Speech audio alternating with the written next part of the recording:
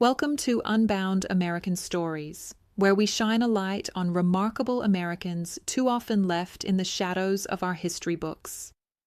In this series, we explore the lives of people whose courage, ingenuity, and persistence helped shape the nation, even when their names rarely appear in classrooms or monuments. The story you're about to hear is that of James Armistead Lafayette, an enslaved Virginian who became a daring double agent during the Revolutionary War.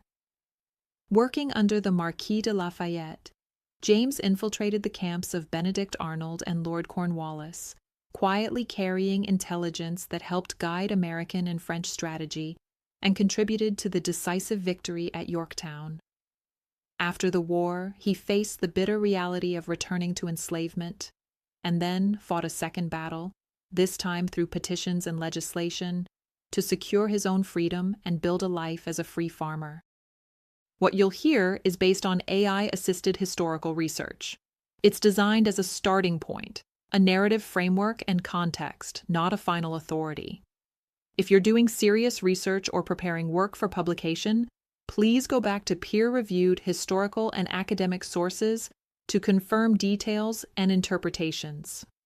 This channel represents the beginning of the conversation, not the end. Our goal with Unbound American Stories is simple: to get you excited about our shared past and to inspire you to dig deeper. With that, I'll hand things over to Ben, who will guide you through the life of James Armistead Lafayette. Thank you, Lisa. Chapter 1. Chains and Shadows, Childhood in Colonial Virginia. Picture, if you will, the tidal rivers and damp tobacco fields of eastern Virginia in the mid-18th century. The land that would one day be called the cradle of the Republic was, in James Armistead's youth, a world built on slavery. James was born enslaved around 1748 in what is now New Kent County, Virginia. The record does not preserve the precise date nor the names of his parents, yet we know some essential facts from the surviving documents. By the time of the American Revolution, James was the legal property of a man named William Armistead, likely of the prominent Armistead family that had been established in Tidewater, Virginia for generations.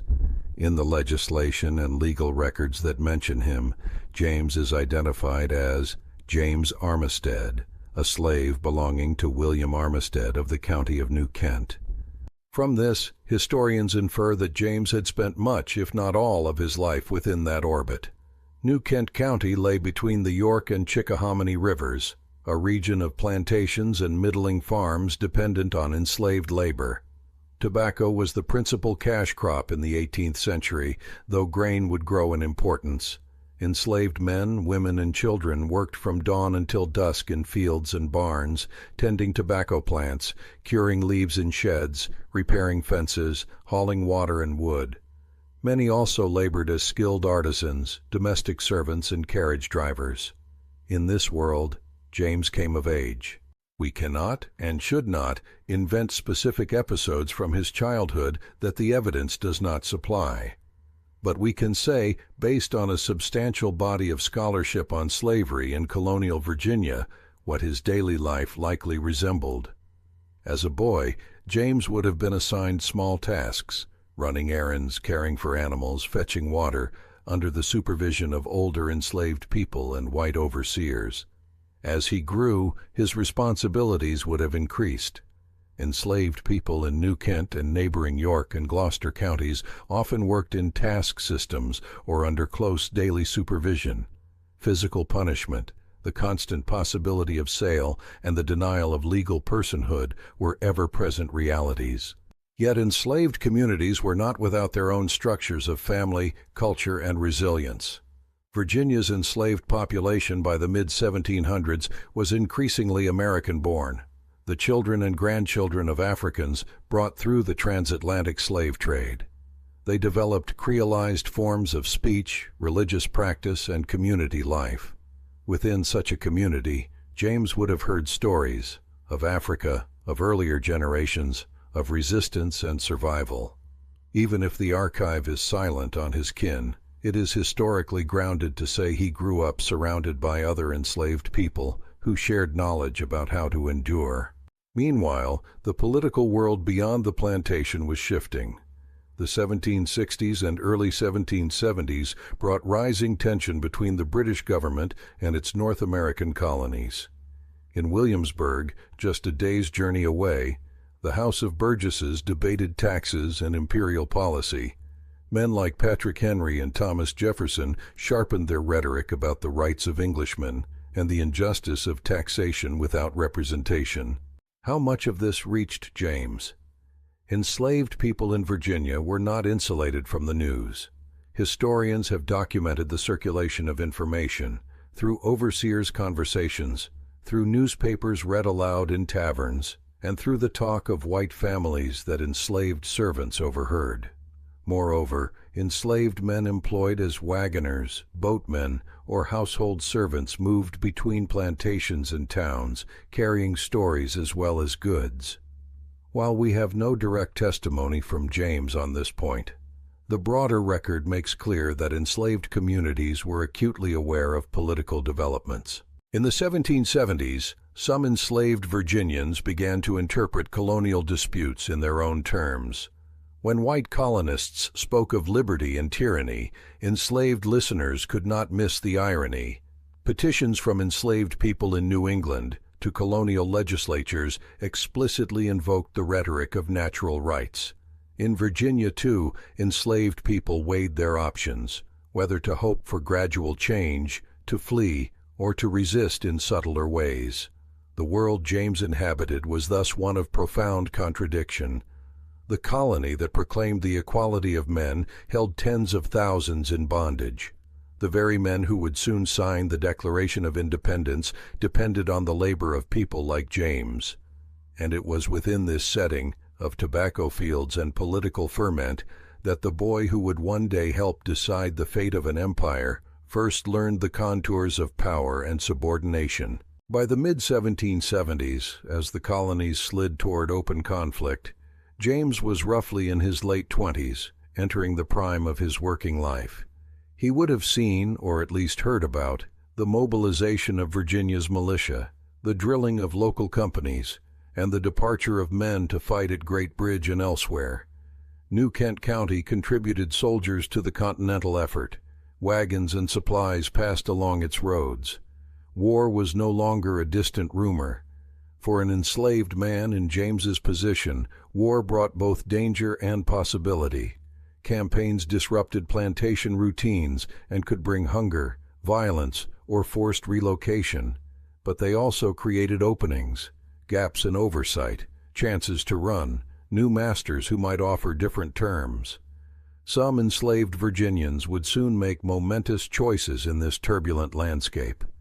James's early years thus unfolded at the intersection of three powerful forces: the expansion of plantation slavery in Tidewater, Virginia, the growth of a resilient enslaved community life, and the accelerating crisis between Britain and its colonies. Out of those forces, a new and perilous role for him would soon be forged. Chapter 2. Whispers of Liberty, Enslaved in a Revolutionary Age. As the 1770s advanced, the rumble of political conflict in Virginia became something closer to a roar. In April 1775, the colony's royal governor, Lord Dunmore, ordered the seizure of gunpowder from the public magazine in Williamsburg, provoking a crisis. That autumn, as armed conflict spread, Dunmore made a proclamation that would send shockwaves through enslaved communities. On November 7, 1775, Lord Dunmore issued what is now known as Dunmore's Proclamation. He declared that all indentured servants, Negroes or others appertaining to rebels who were able and willing to bear arms for the British Crown would be granted freedom. This offer was limited and strategic, primarily directed at undermining rebel property and bolstering British forces, but its impact on enslaved people's imaginations was immense. Historians estimate that hundreds, and perhaps more, enslaved Virginians ran to British lines in response. Those who joined formed, among other units, what came to be called Dunmore's Ethiopian Regiment, bearing uniforms emblazoned with the words, "Liberty to Slaves." However imperfectly realized in practice, the proclamation made explicit something many enslaved people had already intuited. Imperial rivals might use their desire for freedom as a weapon, and in that dangerous game, a path to liberation could sometimes be found. We do not have a record of James Armistead's thoughts in these years. There is no surviving petition, diary, or letter from his hand. But we know that he did not depart to join Dunmore. By the later years of the war, James remained enslaved in New Kent County, still the legal property of William Armistead. That fact alone tells us something about his situation and choices, though we must tread carefully and avoid speculation. Not all enslaved people in Virginia could reach British lines even if they wished to. Geography, age, family obligations, and plantation surveillance all constrained mobility. New Kent lay within the zone where British and American forces would operate at various times, but the opportunities for flight were uneven. Some enslaved people calculated that remaining, for the moment, was less risky than attempting escape into the chaos of war. Meanwhile, revolutionary Virginia was transforming itself. In 1776, the colony declared independence and adopted a new state constitution. The Declaration of Rights, drafted by George Mason, announced that all men are by nature equally free and independent, language that would echo through subsequent generations. Yet the Revolution's leaders did not extend these principles to end slavery. On the contrary, they embedded slavery more deeply in the social and economic order, even as they framed their struggle in universalist terms. For enslaved people like James, this contradiction was stark. Some found ways to resist quietly within the system, claiming small spaces of autonomy, maintaining family ties, practicing religious and cultural traditions.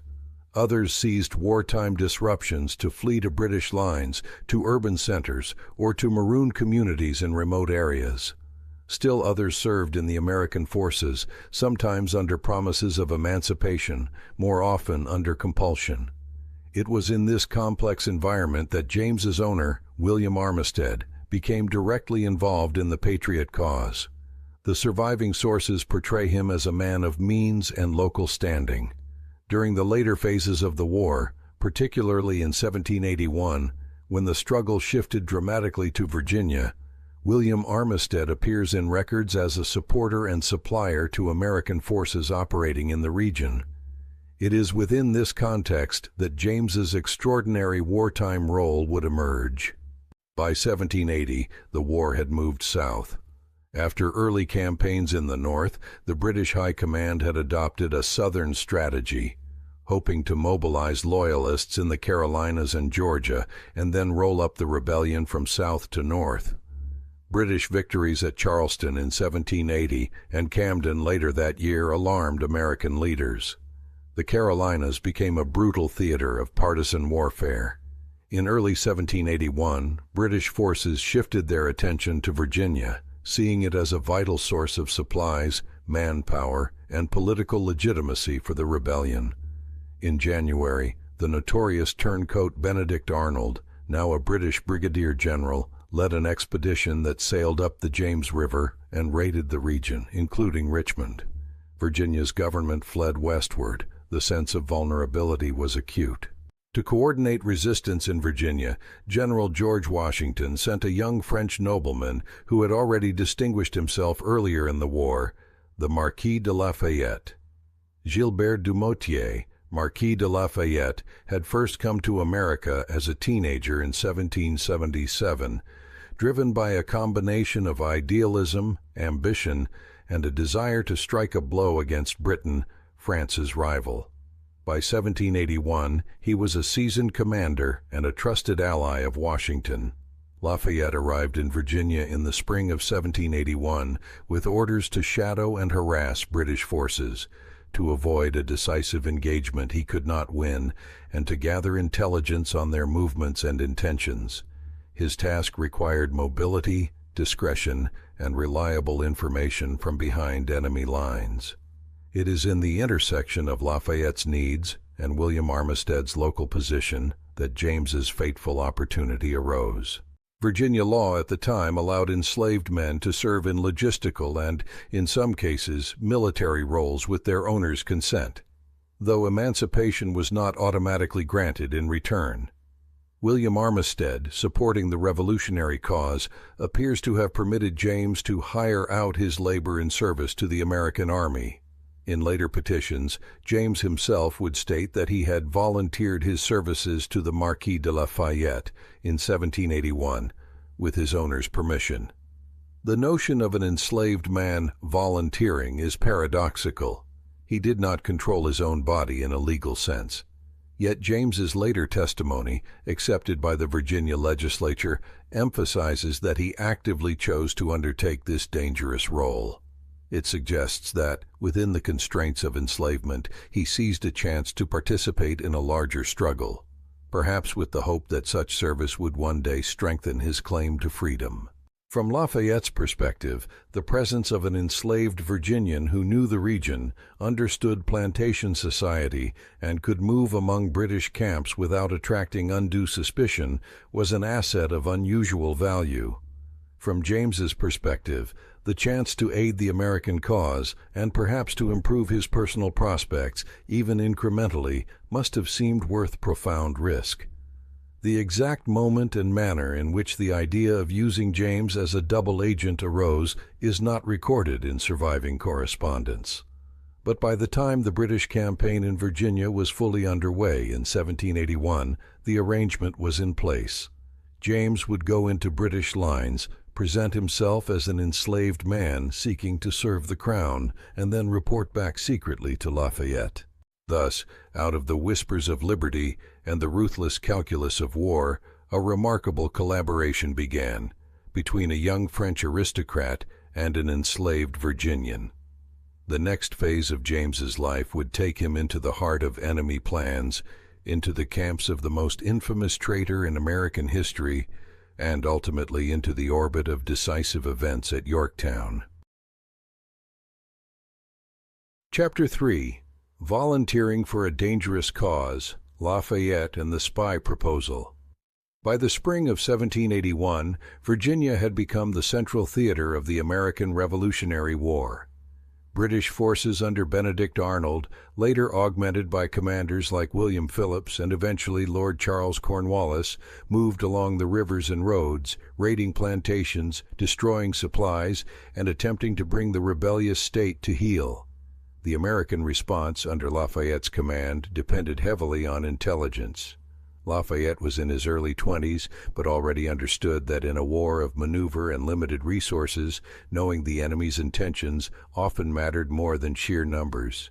He lacked the troops to challenge the British in open battle, yet he could shadow them, disrupt their foraging, and report to Washington. To do that effectively, he needed trustworthy information from inside British lines.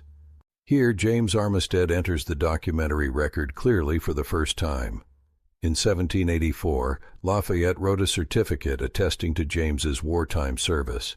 In it, the Marquis recalled that James had served the American army in the capacity of a spy, and that he had perfectly acquitted himself with some important commissions he was charged with.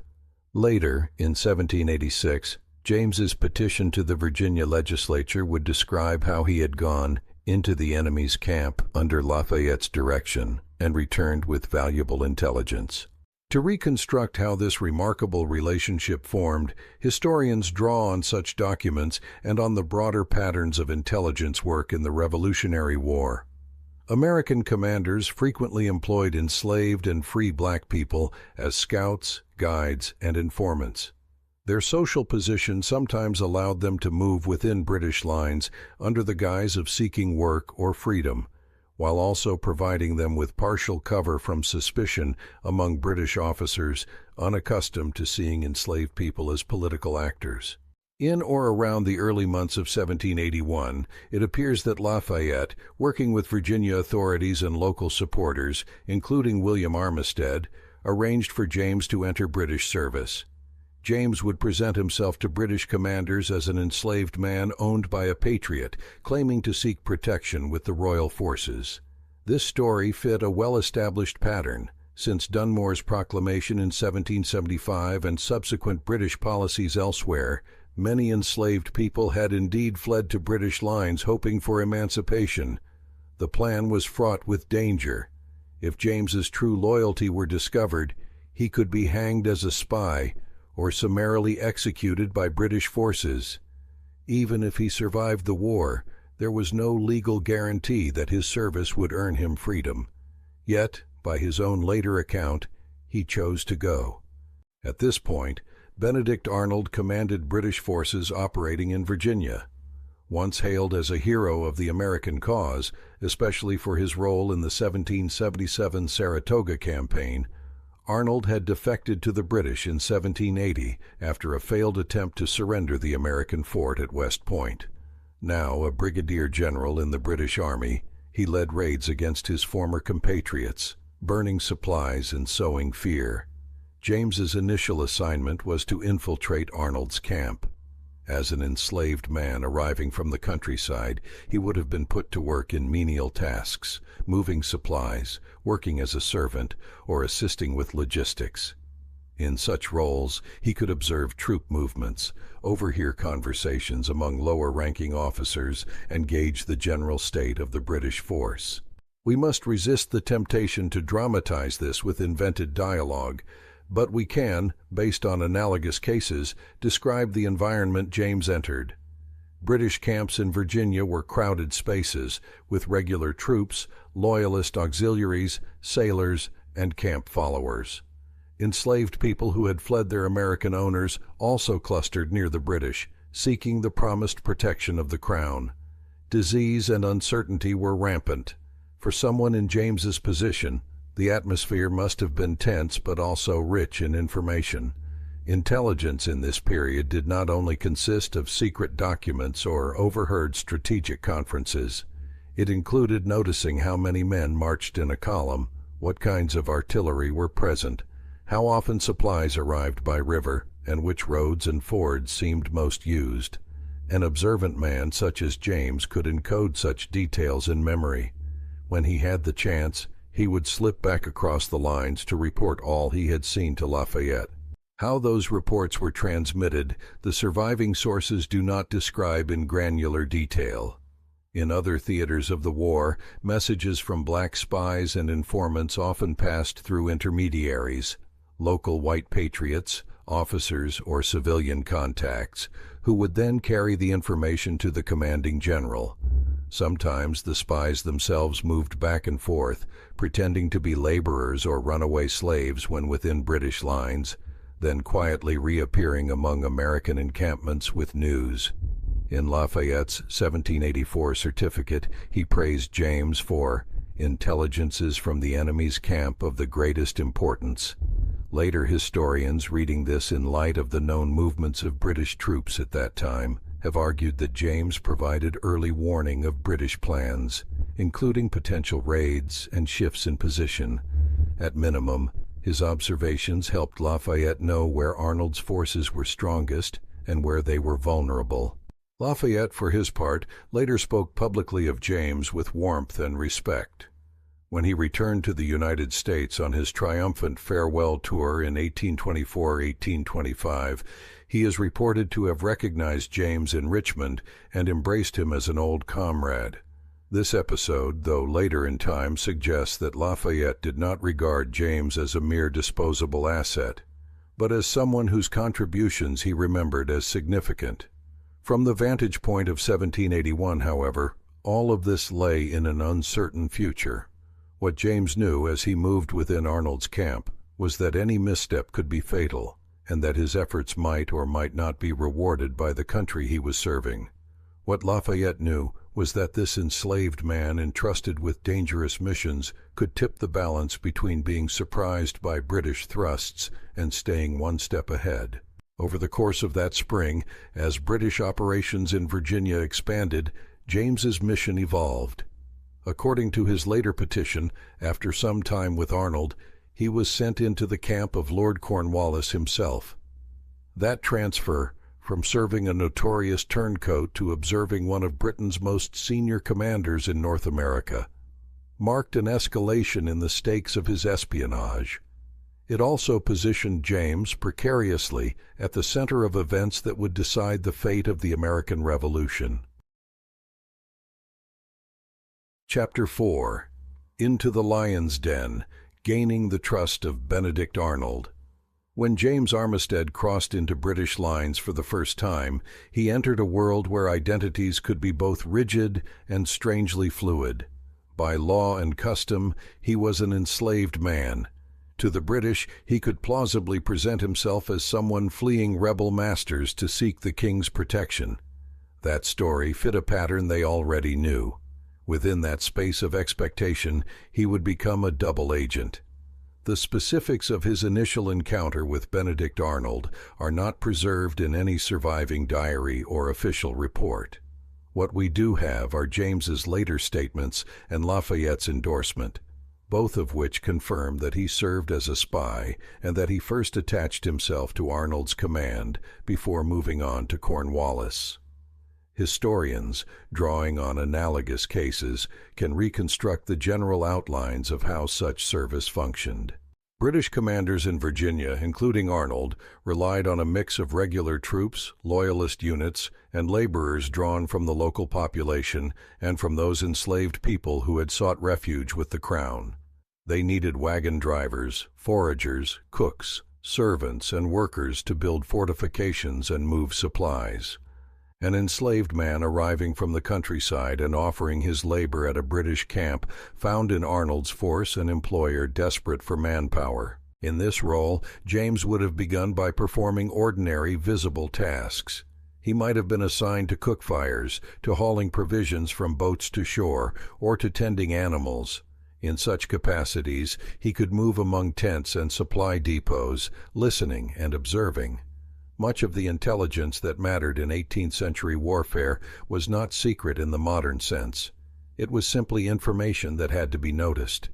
How many regiments were present, what flags they carried, which units seemed newly arrived, where the artillery train was parked, whether wagons were being prepared for a march.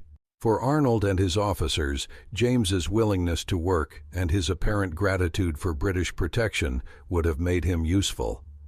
White officers in this period, steeped in racial hierarchies, typically did not imagine enslaved or formerly enslaved people as political actors with their own strategic agendas. This prejudice created a blind spot that spies like James could exploit. So long as he conformed outwardly to their expectations, deferential, industrious, ready to serve, he was more likely to be trusted with proximity. Trust in this context did not mean access to high councils of war.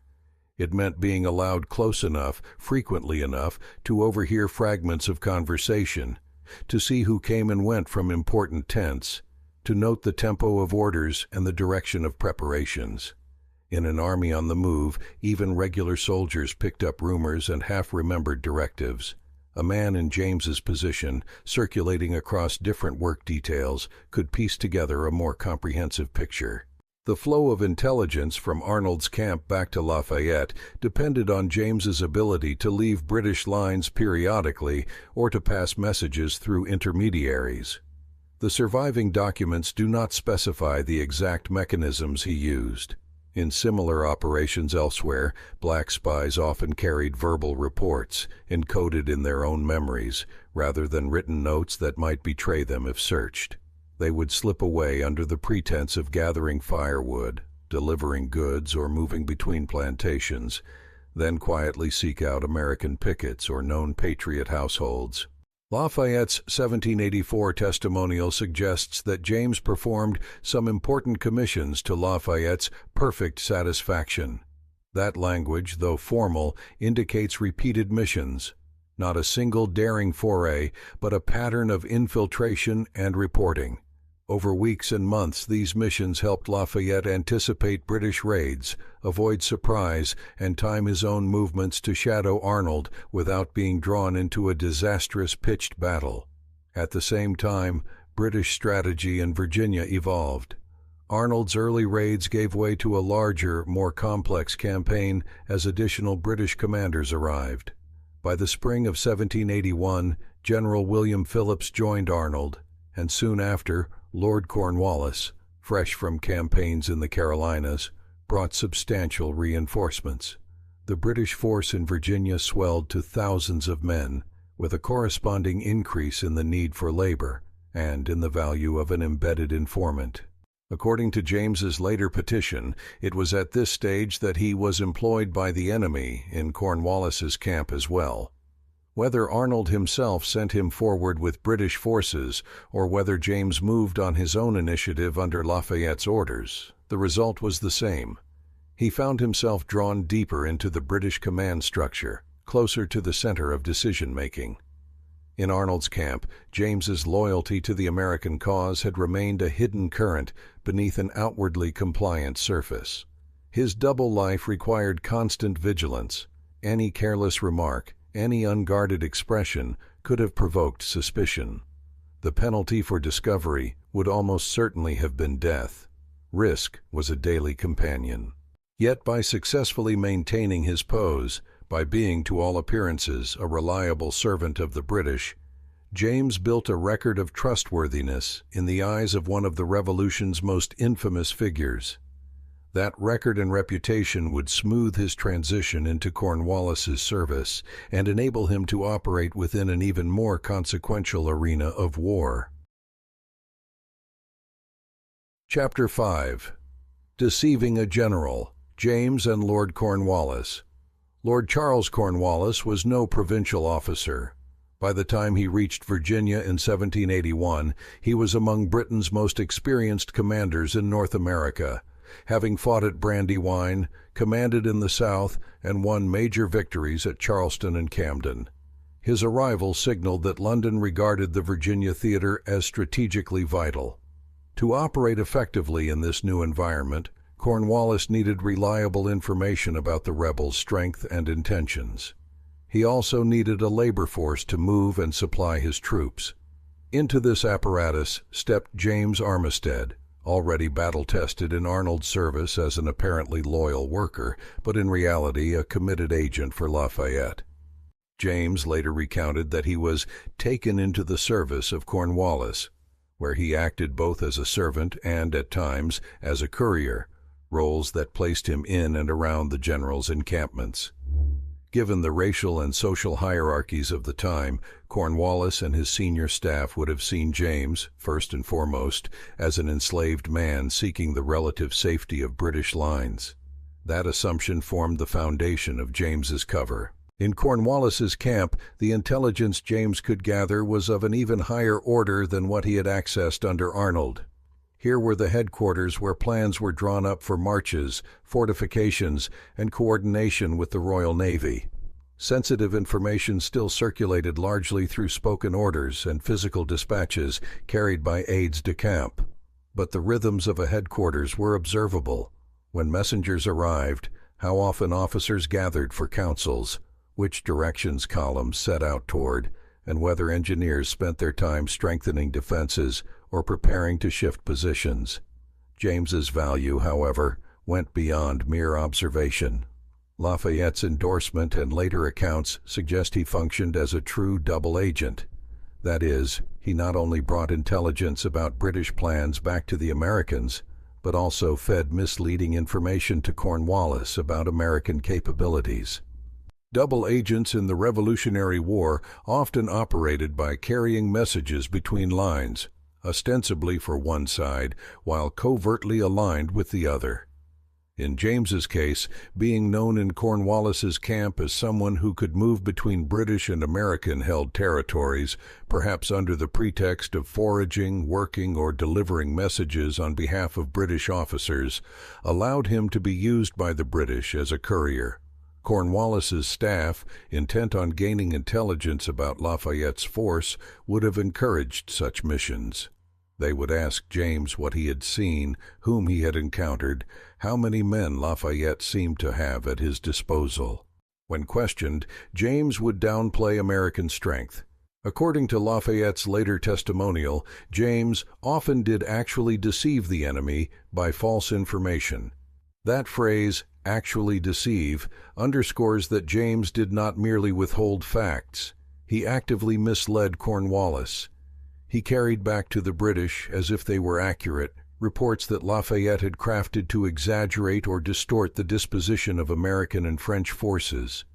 This interplay of truth and falsehood created a feedback loop that worked to the Americans' advantage. On the one hand, Lafayette received from James relatively accurate assessments of British positions, movements, and intentions. On the other hand, Cornwallis, acting on James's carefully curated observations, adjusted his deployments based on a warped view of rebel strength. One concrete effect, historians argue, was that Cornwallis came to overestimate the size and readiness of Lafayette's force in Virginia. Believing himself at greater risk than he truly was, Cornwallis at times moved cautiously when he might otherwise have pressed his advantage. This does not mean that James alone fooled Cornwallis into every misstep, but it does suggest that British risk calculations were skewed by the intelligence James shaped. In this cat-and-mouse game, James's status as an enslaved man was paradoxically his greatest protection and his greatest danger. It protected him because British officers, generally dismissive of black Americans' political agency, did not consider him likely to be a sophisticated spy. It endangered him because, if discovered, he would enjoy none of the leniencies sometimes extended to European gentlemen taken in espionage. His life hung on the thread of remaining underestimated. The time James spent in Cornwallis's camp also gave him a direct view of the British Army in its final campaign in North America. He would have seen the strain on supplies, the morale of troops after long and brutal fighting in the South, and the interactions between British regulars, Loyalist auxiliaries, and the hundreds of enslaved people who had fled to British lines seeking freedom. British promises of protection, while genuine in some respects, often collided with logistical realities and disease. Many formerly enslaved people in British camps suffered and died despite the Crown's assurances. Within this fraught environment, James continued his dangerous work. He slipped from British lines to meet or connect with American forces, passing on what he had learned. Each successful return increased Lafayette's confidence in him and, in turn, increased the weight of the tasks he was given. James was not simply one spy among many. He became a central node in the intelligence network that informed Lafayette's strategy in Virginia. As British plans shifted and Cornwallis began to consolidate his forces in a defensible position, James's reports took on a new urgency. The question before British and American commanders alike was where the next decisive engagement would occur. Would Cornwallis retreat toward the Carolinas, strike deeper into the interior of Virginia, or entrench along the Chesapeake coast? What James saw and reported as Cornwallis gravitated toward Yorktown would help answer those questions and shape the choices of Washington, Lafayette, and their French allies. Thus, in the summer and early autumn of 1781, an enslaved Virginian moved, largely unnoticed by those who commanded empires, at the very heart of their designs. His words would carry weight in councils of war. His quiet misdirections would help bend the arc of military decision-making. The next chapter of his story unfolds not in backcountry skirmishes, but at the very hinge point of the war, the siege of Yorktown. Chapter 6. Yorktown in the Balance. How Secret Information Won a Siege. By mid-1781, the American Revolutionary War had entered a critical phase. After years of inconclusive fighting, horrific losses, and shifting fronts, both Britain and the American-French alliance were searching for a decisive stroke. Virginia, with its deep rivers and strategic location, became the stage on which that stroke would be delivered. As Cornwallis moved his army toward the small port town of Yorktown on the York River, he sought a base that could be supplied and supported by the Royal Navy. Yorktown offered anchorage and a defensible bluff. From there, Cornwallis could threaten inland Virginia or be redeployed by sea. His superiors in New York, including General Henry Clinton, were focused on preserving Britain's position in the north and saw Yorktown as a flexible point from which Cornwallis could either strike or withdraw. To Washington and his French counterpart, General Jean-Baptiste de Rochambeau, Cornwallis's position presented a rare opportunity. If they could coordinate with the French fleet, isolate Yorktown by land and sea, and bring superior force to bear, they might trap a major British army. But to make such a gamble, they needed reliable information about British strength, fortifications, and intentions in Virginia. That was where Lafayette, and through him, James Armistead, played a crucial role. Lafayette had been shadowing British movements in Virginia for months, pressing Cornwallis when he could, withdrawing when necessary, and waiting for the moment when Allied strength might tip the balance.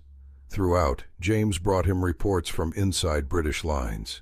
These would have included details such as the approximate number of troops Cornwallis had concentrated at Yorktown and nearby Gloucester Point, the extent of defensive works being constructed, redoubts, entrenchments, artillery placements, the movement of British supply ships, and the perceived expectations about Royal Navy support. Rumors among British officers and staff about their prospects and orders from New York. Lafayette passed this intelligence along to Washington and Rochambeau. In the summer of 1781, the Allied commanders met at Wethersfield and later at Dobbs Ferry in Yorktown, weighing options.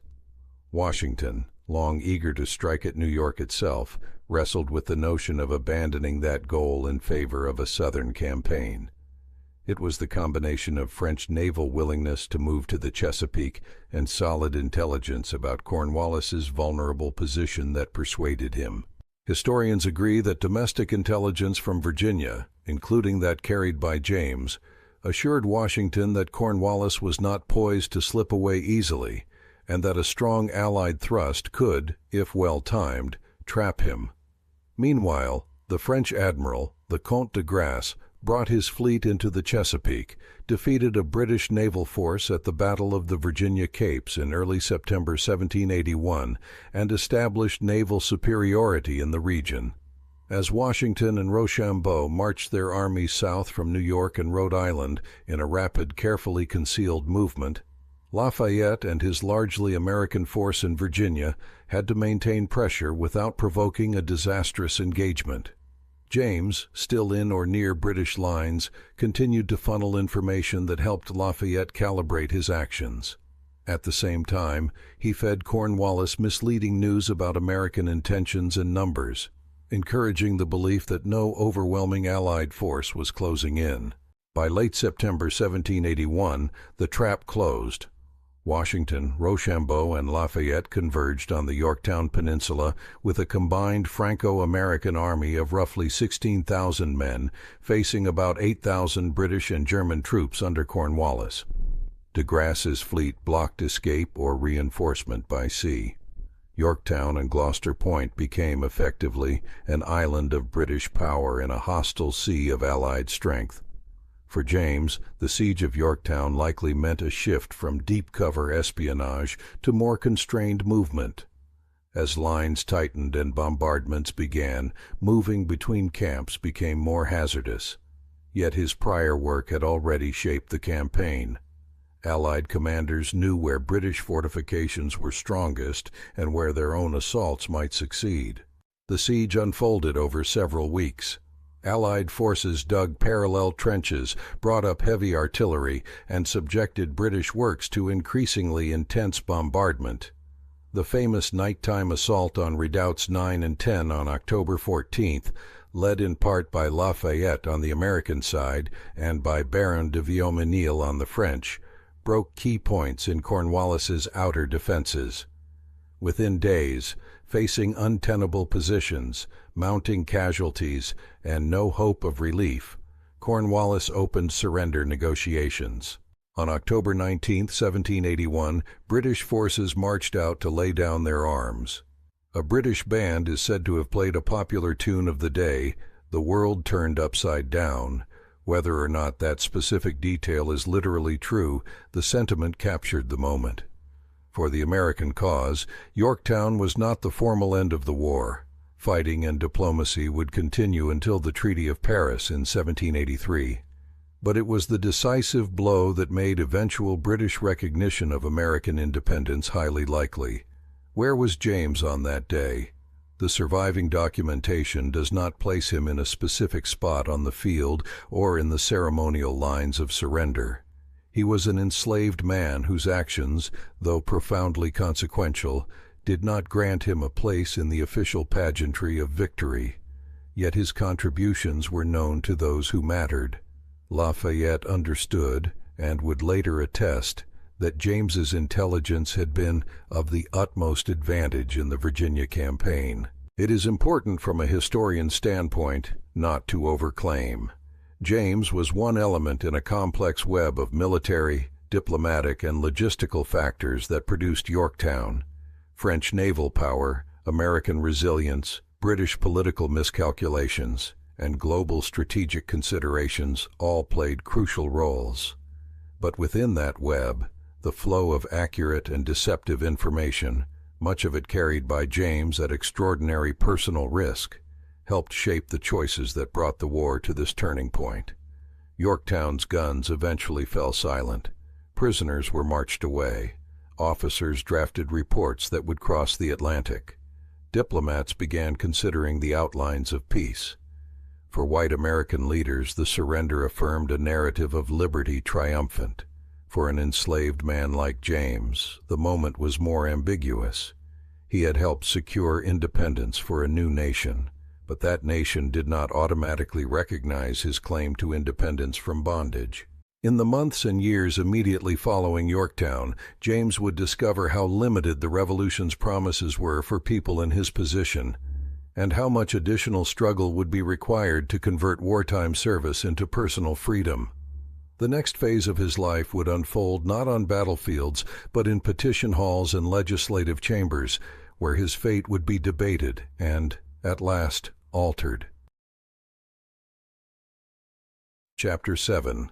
Freedom denied, freedom gained, petitioning a new nation.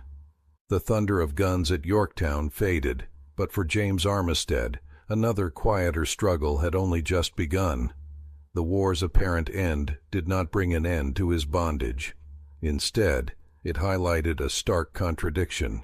The new United States claimed independence on the basis of natural rights and human liberty, even as it continued to hold people like James as property. After Cornwallis's surrender in October 1781, British troops were gradually evacuated from Virginia, and American and French forces dispersed. James's extraordinary work as a double agent effectively concluded.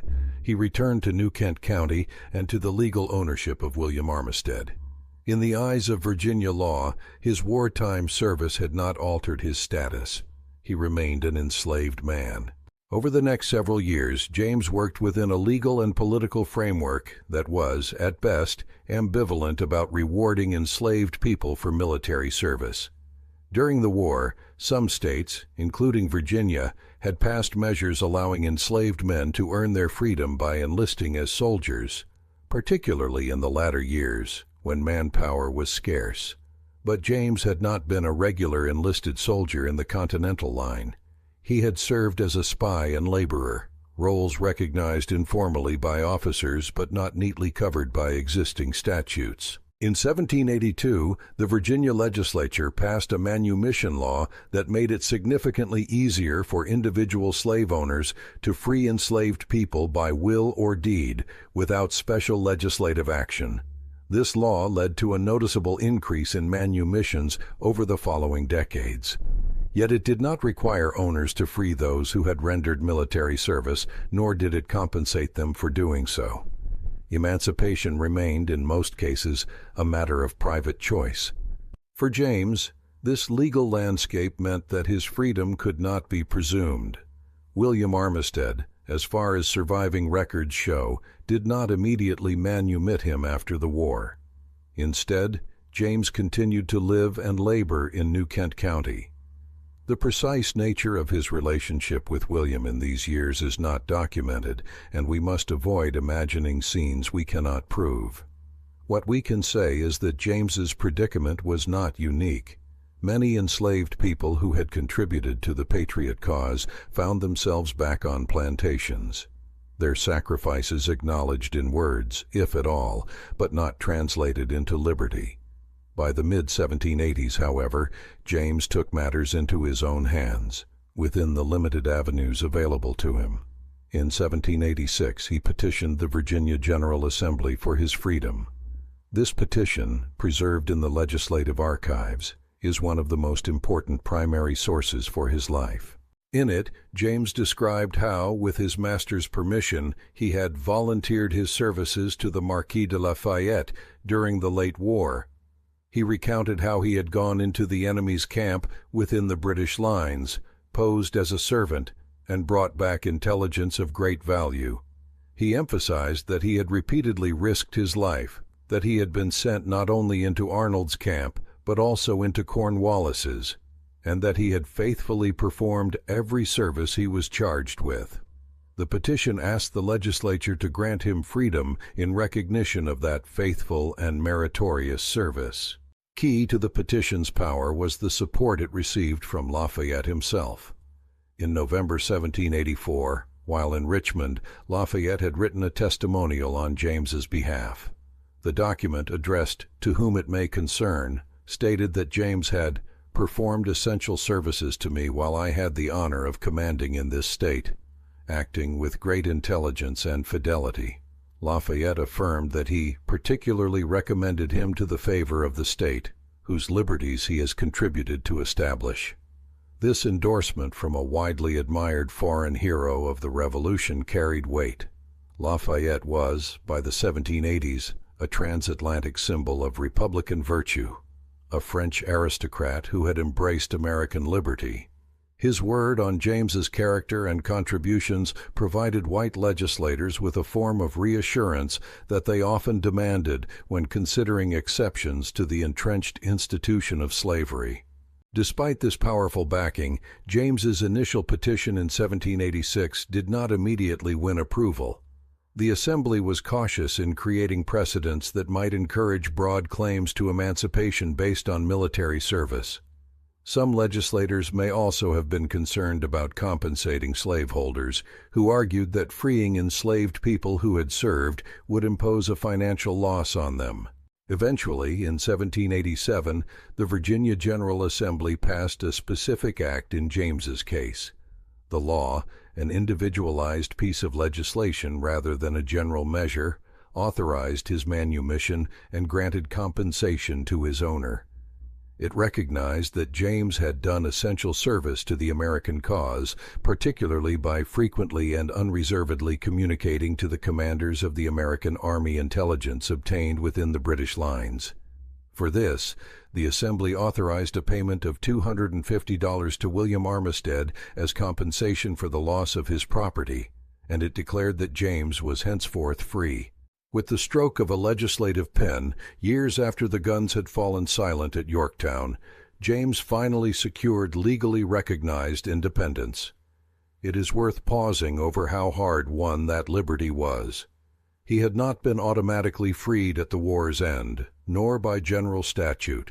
He had to navigate a process involving personal petition, high-level testimonial, and a special law. His experience underscores that the American Revolution's promises of liberty were, for enslaved people, conditional, negotiated, and deeply unequal. It was at this stage that James added a surname, Lafayette. In a society where formerly enslaved people often adopted names associated with freedom, literacy, or admired figures, James's choice was explicit and symbolic. By taking the name Lafayette, he honored the general he had served and who had supported his quest for freedom. In official records after this point, he appears as James Lafayette or James Armistead Lafayette, reflecting both his former ownership and his new status. Freedom, however, did not come with wealth or security. The Virginia Legislature's Act compensated William Armistead, not James. The former owner received money for the loss of his enslaved property. The newly freed man received the legal right not to be owned, but no land, no pension at that time, and no guaranteed livelihood. Like many newly freed African Americans in the early Republic, James would have to build a life from limited material resources in a society that remained racially stratified and hostile.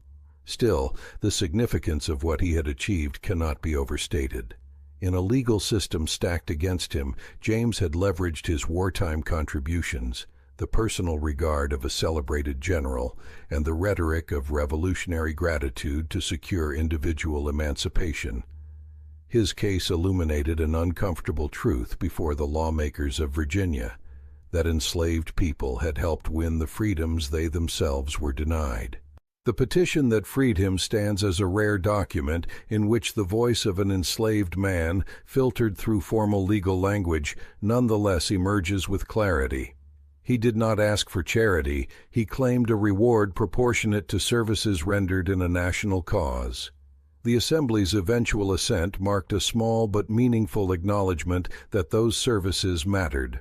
From that moment forward, James Armistead Lafayette stood, at least in law, as a free man in a new republic he had helped to create. The challenges of building a life in freedom, of acquiring land, supporting a family, and navigating the racial politics of early 19th century Virginia, would occupy his remaining decades. His story now shifts from battlefields and legislative halls to the slower, quieter work of cultivating a farm and a legacy. Chapter 8. From Spy to Farmer, Building a Life as James Armistead Lafayette. With his manumission secured in 1787, James Armistead Lafayette stepped into a world that was both familiar and profoundly changed. The fields and waterways of New Kent County were the same ones he had known as an enslaved man, yet he now moved through them with a new legal identity, that of a free black Virginian in a slaveholding society. The documentary record for James's post-war life is thinner than for the brief, intense period of his espionage. What we know comes primarily from tax records, land transactions, census data, and later pension documents. These sources allow historians to sketch the broad outlines of his life, even if many intimate details remain beyond our reach. One of the most significant markers of James's new status was land ownership.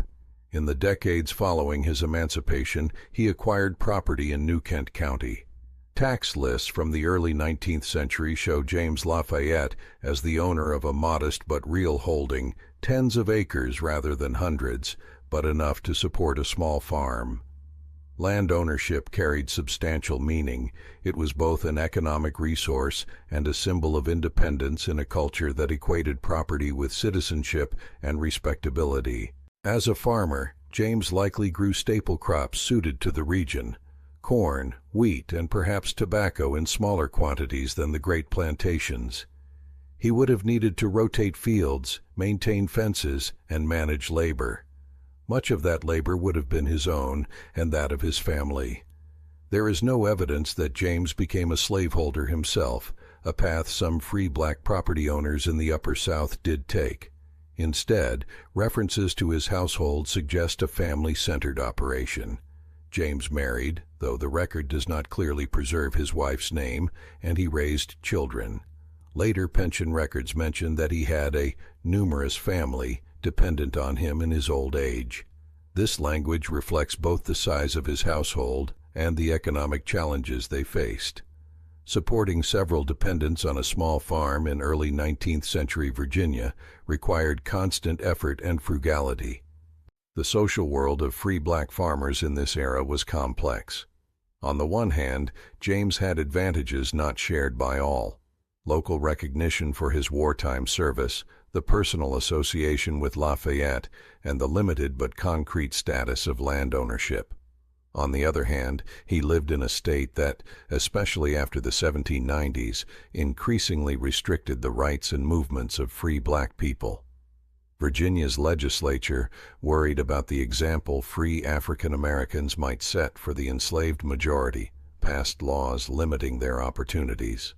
Free black people faced hurdles in moving between counties, restrictions on assembly, and social discrimination in courts and markets.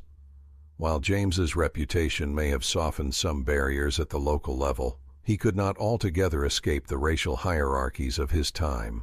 Nonetheless, community life among free black and enslaved people in New Kent County persisted and adapted. Churches, both white-controlled and independent black congregations, were important centers. Religious revivals associated with the Second Great Awakening reached Virginia in the early 19th century, and African Americans, enslaved and free, participated actively in evangelical movements.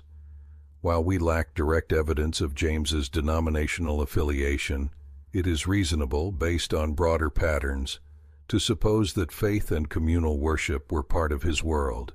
James's identity as a veteran of the Revolution was another facet of his public life. In an era when revolutionary memory became a potent political resource, used to legitimize both the early Federal Republic and later rival parties, men who could claim a connection to the struggle for independence occupied a respected, if not always materially secure, position. White veterans often joined local associations and participated in public commemorations. Black veterans faced greater exclusion, but their service was sometimes recognized informally within their communities and, on occasion, in public. Over time, James's story circulated in Virginia as an example of black patriotism. Local anecdotes later recorded in 19th-century sources portrayed him as a man held in esteem by neighbors, both white and black.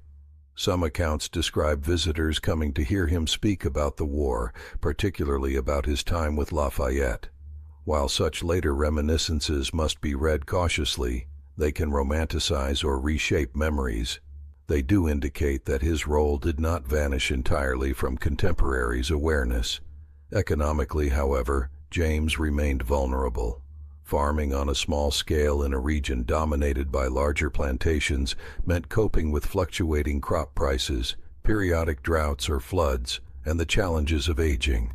By the 1810s, James was entering his 60s, an age when the physical labor demanded by agriculture became more taxing. It is in this context that he turned to another avenue for support, applying for a federal pension as a Revolutionary War participant. The United States Congress, in 1818, passed a General Pension Act for indigent veterans of the Continental Line. Initially, the program focused on those who had served in regular Army units for specified periods. In 1820, modifications tightened eligibility, requiring applicants to demonstrate financial need. Over time, supplementary acts broadened coverage. For men like James, whose service had been irregular but nonetheless essential, establishing eligibility required careful documentation and, often, local advocacy.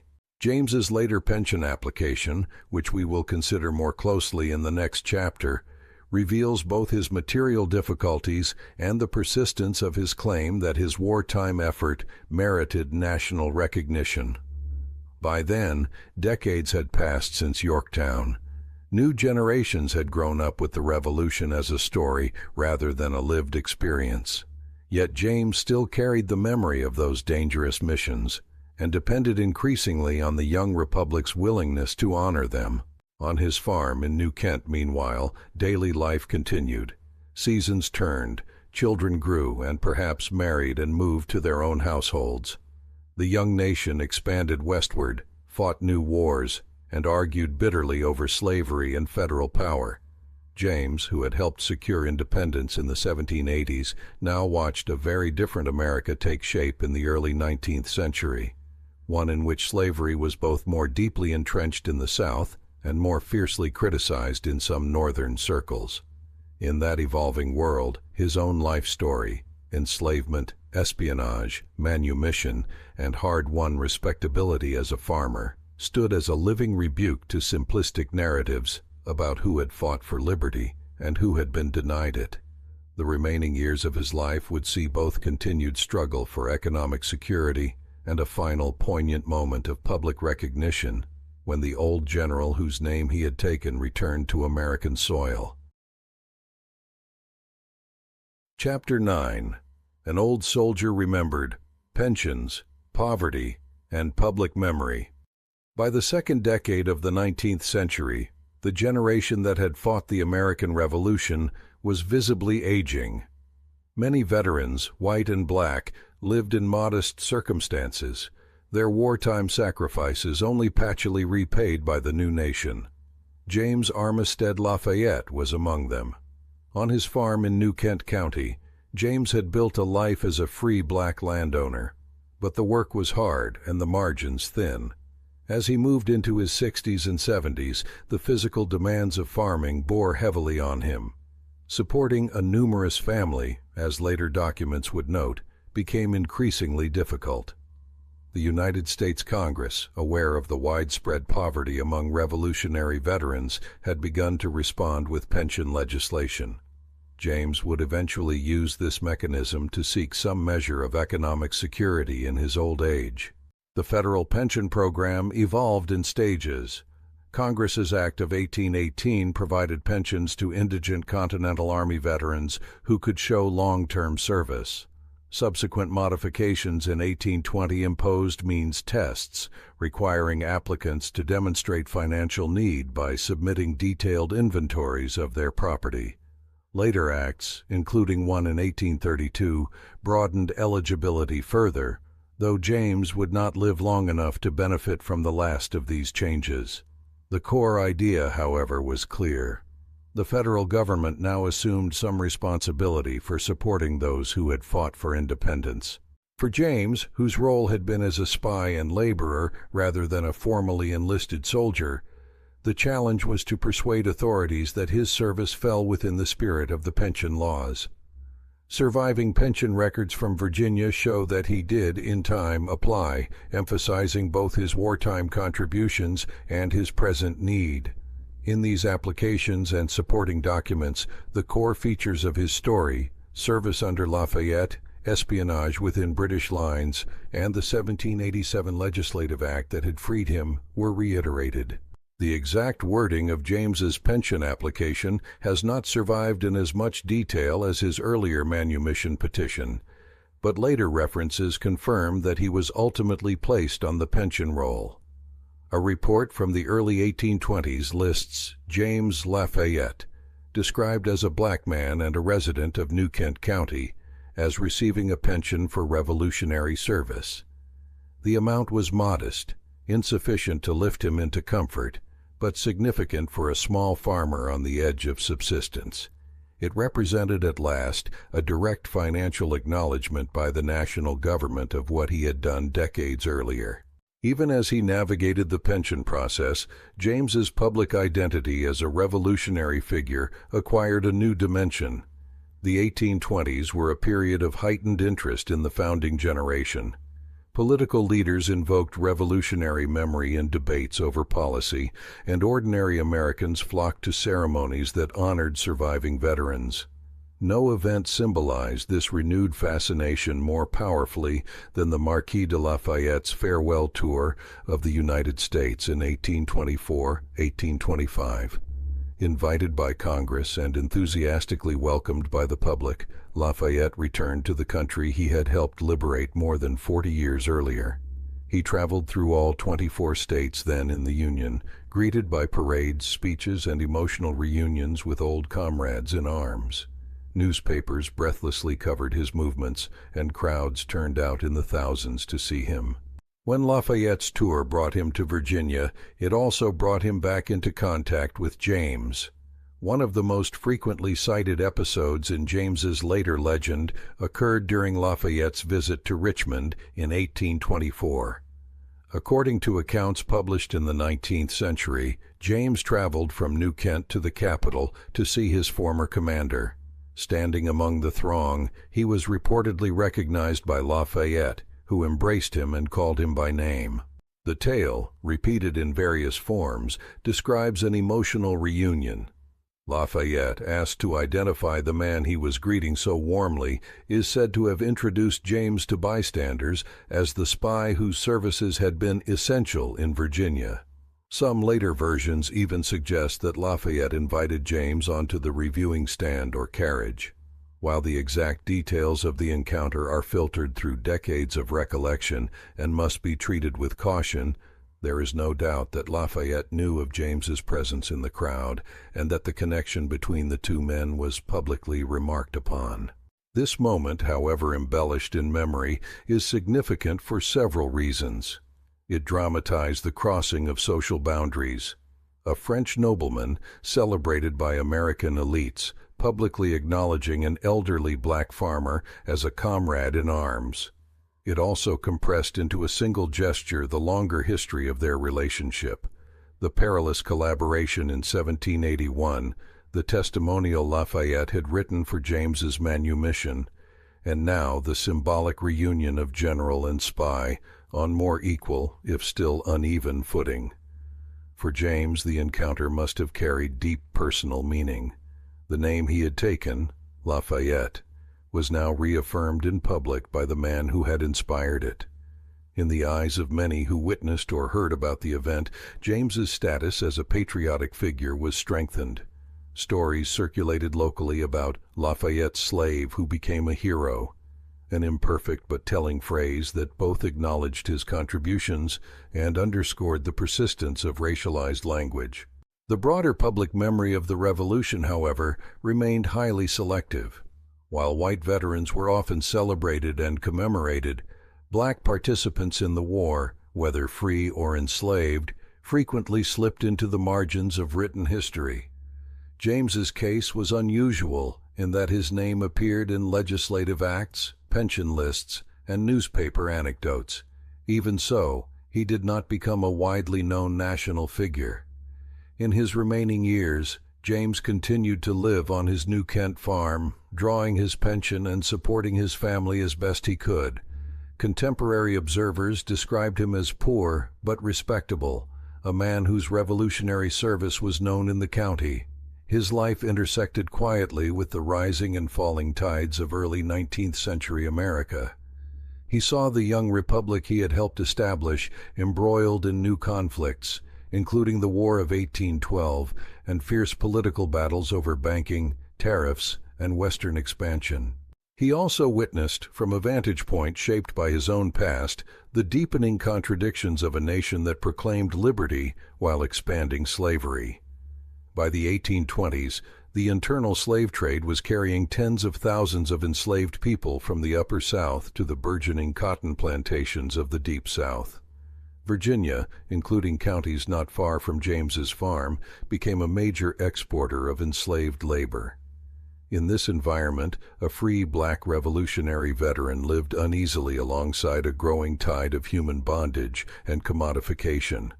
The precise date of James Armistead Lafayette's death is generally given as 1830. He would have been in his early 80s, an advanced age for the period, especially for someone born enslaved. Records from New Kent suggest that he died on his farm and was likely buried nearby, though no marked grave has survived. With his passing, a direct witness to the clandestine side of the Yorktown campaign was lost. Yet James did not vanish entirely from the written record. His name remained in legislative archives, pension rolls, and occasional local histories. 19th-century writers, including some who celebrated Lafayette's farewell tour, mentioned the black spy who had aided him. These fragments of remembrance, though scattered and sometimes romanticized, preserved the outlines of a life that had intertwined with some of the most consequential events in American history. As the United States moved deeper into the 19th century, however, broader narratives of the Revolution increasingly centered on white founders and leaders. James's story, like those of many African American patriots, receded into footnotes and specialized local lore. Only much later would historians return to these records with fresh questions about race, slavery, and the meaning of freedom in the Revolutionary era. In the final chapter of this audio novel, we will consider how James Armistead Lafayette's legacy has been reconstructed and reinterpreted, and what his life reveals about the promises and limits of the American Revolution for those who fought for liberty while denied it themselves. Chapter 10. Legacy in the Margins. Remembering James Armistead Lafayette. When James Armistead Lafayette died around 1830, he left behind no grand monument, no published memoir, no extensive correspondence to shape how future generations would remember him. What endured were scattered records, a manumission act, a pension entry, a testimonial from Lafayette, and a handful of anecdotes. For much of the 19th and early 20th centuries, those fragments remained at the edges of the national story, a reminder of how easily some of the Revolution's most remarkable participants could slip from view. To understand his legacy, it helps to trace what happened to his memory in the years and decades after his death. In New Kent County and the surrounding region, James seems to have been remembered locally as an old Revolutionary soldier and farmer. Later 19th century writers, drawing on regional oral traditions and documents, preserved brief sketches of his life. They referred to him as Lafayette's spy, as a man who had been enslaved, had risked his life for the American cause, and had finally won his freedom. These accounts, while often short and occasionally embellished, indicate that James did not disappear entirely from the consciousness of those who lived near where he had farmed. Beyond that local context, however, the emerging national narrative of the American Revolution largely focused on a familiar cast: Washington, Jefferson, Adams, Hamilton, and other prominent white political and military leaders. In popular histories and school books of the 19th century, enslaved and free black participants were rarely given more than passing mention. The story of the Revolution was framed primarily as a tale of white colonial struggle against British imperial authority. Several factors contributed to this narrowing of memory. In the decades before the Civil War, political tensions over slavery and sectional identity grew acute. Many white Americans in both North and South found it more convenient to emphasize a heroic, unified founding generation than to dwell on the contradictions between revolutionary rhetoric and the persistence of slavery. Within that framework, figures like James, who embodied those contradictions, did not fit comfortably. Moreover, the sources most likely to be used by early historians, published letters, legislative debates, memoirs, were dominated by elite voices. James's petitions and the legislative acts freeing him were present in archives, but were not at the center of the documents that shaped mainstream historical writing. His story, though preserved, lay in what we might call the margins of the record. In the late 19th and early 20th centuries, a handful of writers, often producers of local or regional histories, continued to mention James. They repeated, in compressed form, the outline of his life: born enslaved, acting as a double agent, helping deceive Cornwallis, gaining his freedom with Lafayette's help, and living out his days as a free farmer. Some of these accounts included the story of the emotional reunion between James and Lafayette during the general's farewell tour.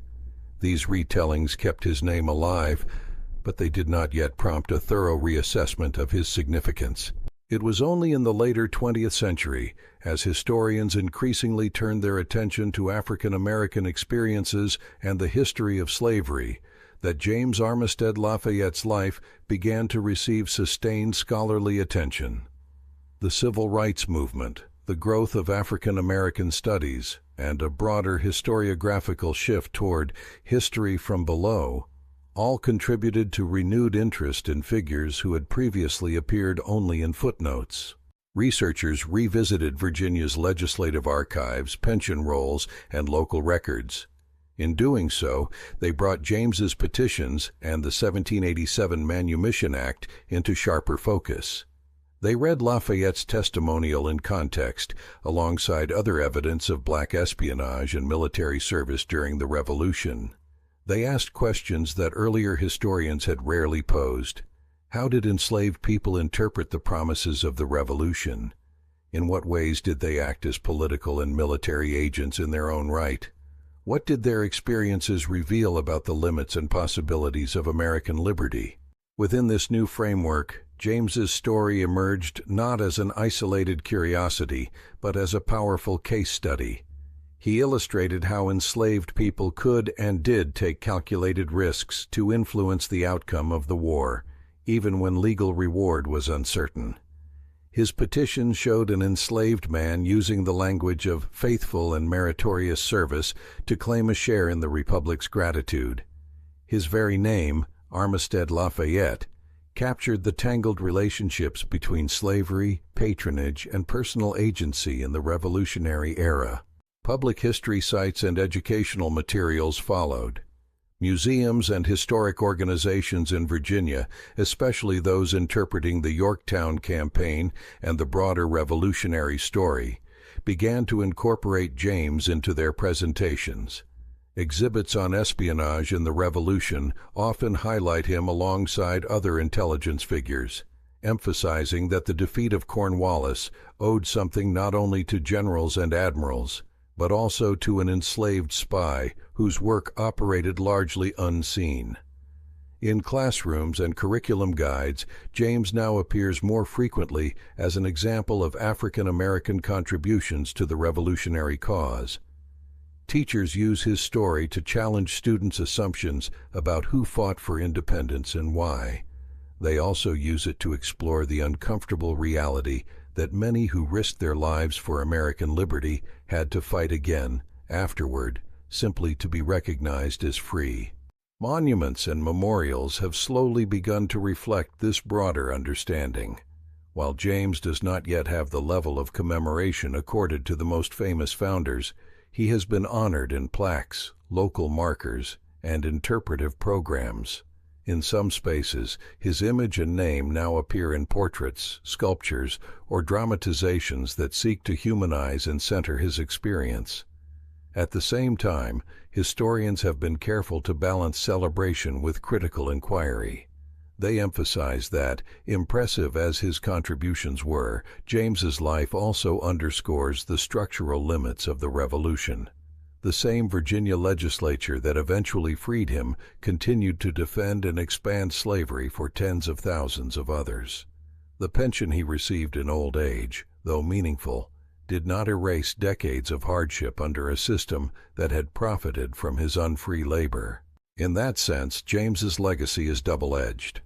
On one side, he stands as an overlooked hero, a man whose intelligence work helped shape a decisive campaign, whose courage under conditions of profound vulnerability made a difference in the course of the war.